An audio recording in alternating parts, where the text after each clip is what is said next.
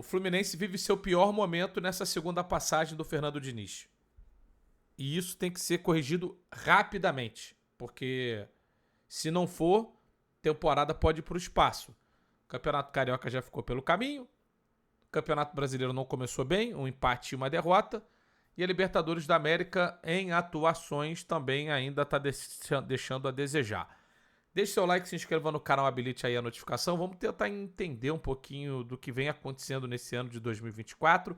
Já quero, para não ter qualquer dúvida, tá? Para não ter qualquer dúvida, já quero aqui no começo do vídeo destacar que eu sou a favor da manutenção do Fernando Diniz no cargo. Não mandaria embora e acho que ele é o cara certo para conduzir o Fluminense de novo aos trilhos e às vitórias nessa temporada. Essa é a minha opinião, você pode mandar a sua aqui no chat, no comentário, quero te escutar também, tá? O que vem acontecendo, e a gente precisa só pontuar algumas coisas antes de analisar a temporada. O Fluminense, em virtude do Mundial, voltou depois, teve menos tempo de preparação, mas isso já não é mais desculpa, não pode mais ser desculpa na minha opinião, porque o Fluminense foi eliminado precocemente no Campeonato Carioca na semifinal e teve ali um período maior para buscar a sua preparação ideal, até com data FIFA no meio do caminho, para a estreia da Libertadores e a disputa do Campeonato Brasileiro. O Fluminense não evoluiu na medida que eu esperava nesse período de treinamentos. E vários dos problemas que o time vem tendo na temporada estão sendo repetidos, e isso é obviamente muito preocupante. O Fluminense perdeu o jogo para o Bahia na terça-feira e só conseguiu ser ligeiramente superior ao seu adversário quando não dava para jogar futebol, quando o gramado estava impraticável. Tirando isso, o Fluminense não conseguiu ser melhor do que Bahia. Vamos só mostrar a escalação rapidinho. Fábio no gol, Samuel Xavier, Martinelli, Manuel, Diogo Barbosa, André Lima, Marquinhos, Ganso, Arias e Germancano. É uma escalação ruim do Fluminense? Eu não acho. É problemático o Martinelli ser o zagueiro do Fluminense? Eu não vou dizer que é problemático ele ser o zagueiro. O problemático é ele não ser volante, tá? Então, esse desequilíbrio que vai acontecendo e de repetidas vezes isso vem ocorrendo, acaba deixando o meio de campo do Fluminense menos controlador do jogo, porque o Lima não é esse cara de controle como é o Martinelli, como forma aí uma grande dupla de volantes, Martinelli e André. E isso tem prejudicado o time. Não é só o fato do Martinelli estar jogando na zaga, tem prejudicado o fato dele não estar no meio de campo, mais até, na minha opinião, do que ele estar jogando na zaga. E o Fernando Diniz não está conseguindo encontrar soluções. A gente percebe que o elenco do Fluminense talvez tenha sido... Eu não quero sacramentar isso agora no mês 4 da temporada, mas ele carece de zagueiro, então ele talvez tenha sido mal montado. A escolha do Antônio Carlos talvez não tenha sido a melhor.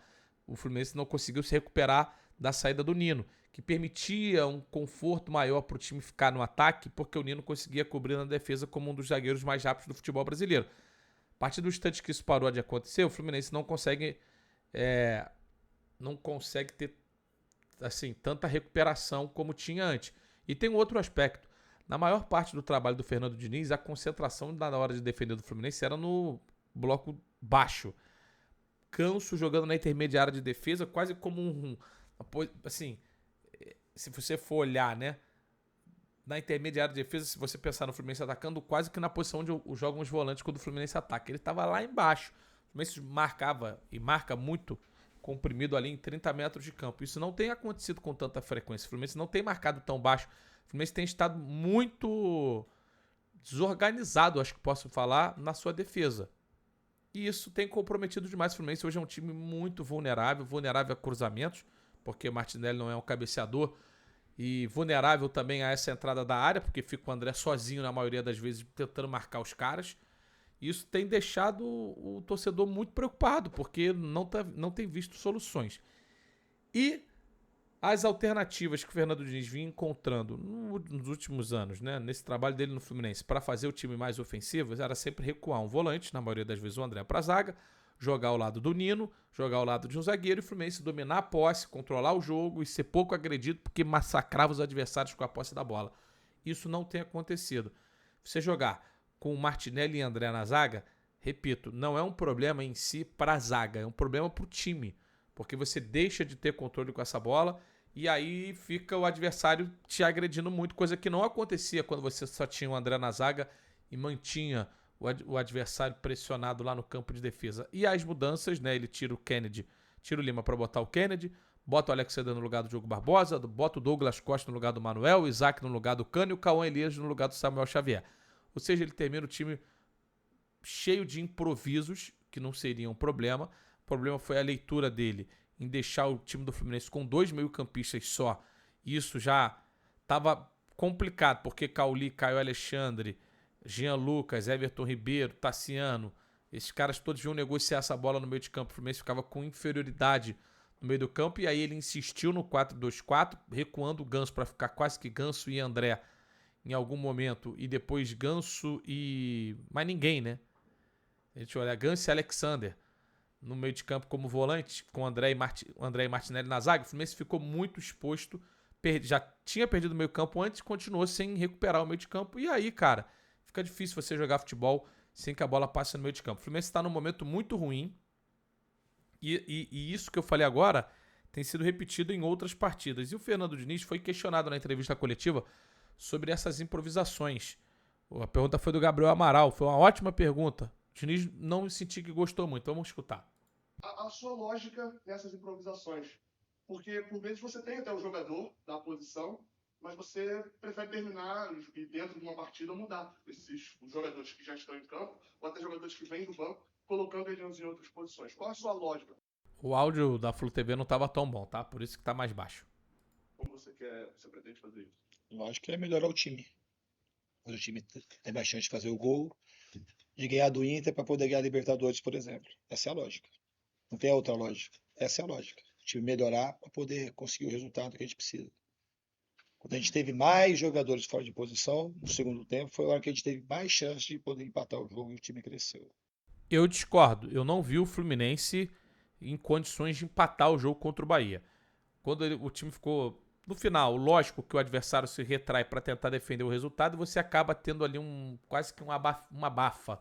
Mas não foi uma coisa potencializada pelas substituições, e também não foi uma sequência de ataques perigosos. Não foi isso. Obviamente que se a gente tivesse os jogadores da posição que eu achasse que fosse ficar melhor com o time, ia jogar o jogador da posição. Não mexo, nunca mexo e crio para poder piorar o time.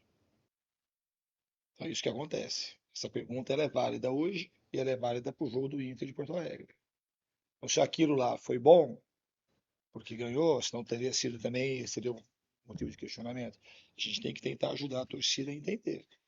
Se o cara que de repente está criticando hoje tem que criticar contra o Inter também. E não ganharia Libertadores. As coisas são assim, mais ou menos assim, para ser uma coisa fiel àquilo que está acontecendo. É isso, a lógica é essa, é melhorar o time para poder, às vezes dá certo, não dá certo, mas sempre a tentativa de melhorar a equipe. Eu vou sempre botar, não vou colocar isso aí, pô, todo mundo sabe que eu vou fazer uma coisa, se precisar sair do convencional, eu vou fazer para melhorar a equipe.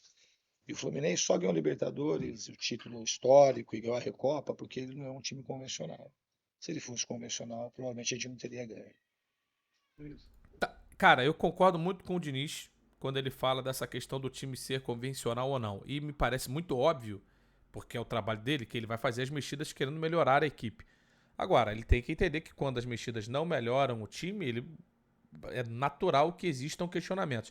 Se a gente for olhar até o próprio jogo contra o Inter, não foi que o Fluminense ficou muito melhor com as substituições. O Fluminense ficou muito mais exposto e, em virtude dessa exposição, acabou levando, lógico, uma sorte do Valencia perder os gols e tendo mais jogadores no ataque, teve a sua competência para fazer também os 2 gols. Mas não tô aqui para analisar também só a resposta do Diniz. Tô para analisar que isso não tem funcionado. Você jogar o Marquinhos na lateral direita, não tem funcionado. Você ficar sem um passador no meio de campo, e o Ganso pode ser passador, mas um cara que dê volume de jogo, cara que se mexa. O Martinelli, ele dá muita mobilidade. Eu acho que se você quiser colocar alguém na zaga, você tem que botar o André na zaga e não o Martinelli, porque o Martinelli, ele se mexe muito mais no campo, de chegar mais à frente, dar um pouquinho, ele é mais dinâmico nesse aspecto do que o André. O André é um ótimo passador e iniciador de jogadas. Eu acho que o Martinelli complementa muito bem o André, exatamente por isso. É lógico que o Diniz está no dia a dia e pode entender melhor das características de cada jogador, mas não tem funcionado. O Fluminense terminou o jogo muito bagunçado, sem meio de campo.